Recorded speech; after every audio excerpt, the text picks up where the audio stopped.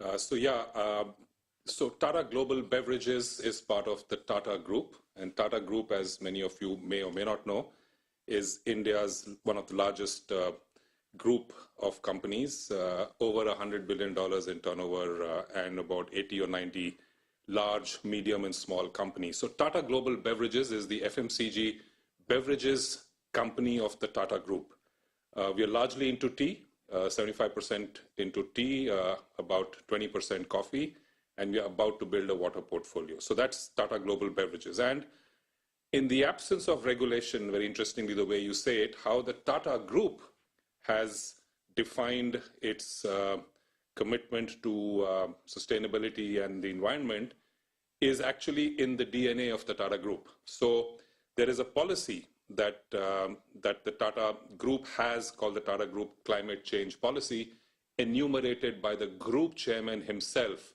So when the group chairman of a large group himself says the following, which is that the Tata companies will play a leadership role in climate change by being knowledgeable, responsive, and trustworthy, and by adopting environment-friendly technologies, business practices, and innovation, while pursuing their own growth aspirations and the enhancement of shareholder value.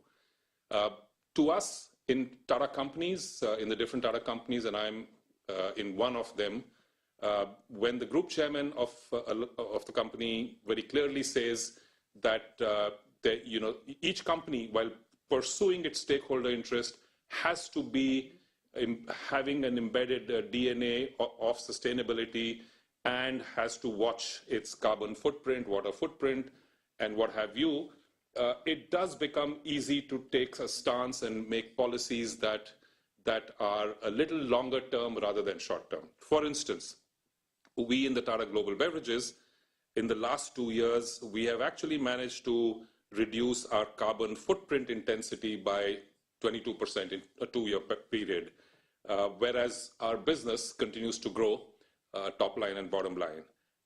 And really speaking, we do not see much tension within in terms of pursuing our, and we do have a target of carbon footprint being reduced. We were able to actually do that by having an agenda that says we will adopt a climate change strategy that is a 4-pronged strategy. One, we will follow sustainable agricultural practices towards climate change adaptation. So whether it be teas that are grown in Kenya, Malawi, and parts of Africa, or it is teas that are grown in the northern and southern parts of India, or coffee plantations that we have in the southern part of India, we will work with entities such as the Ethical Tea Partnership, as entities such as the Rainforest Alliance, or in India, we've started a new movement recently for developing a sustainable code.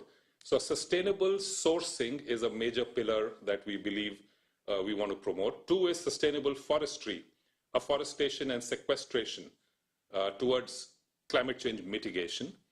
Of course, use of renewable sources. We have examples in our businesses where our Tata Coffee entity was able to reduce its energy footprint by 25% by plugging into a wind energy enterprise close by.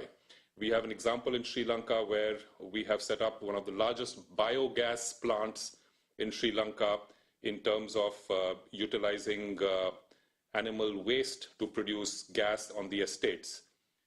We also have other examples of solar being followed. So I could go on, but I'm going to pause here and say basically, therefore, that in Tata Global Beverages, while we continue to have an issue about getting 100% commitment at all levels in terms of embedding the DNA of sustainability across the organization, there are pressures of investments and costs, but it helps to have an overall group philosophy that does promote and give senior management and CEOs and in the boardroom some support in terms of following a more medium or a long-term strategy towards sustainability.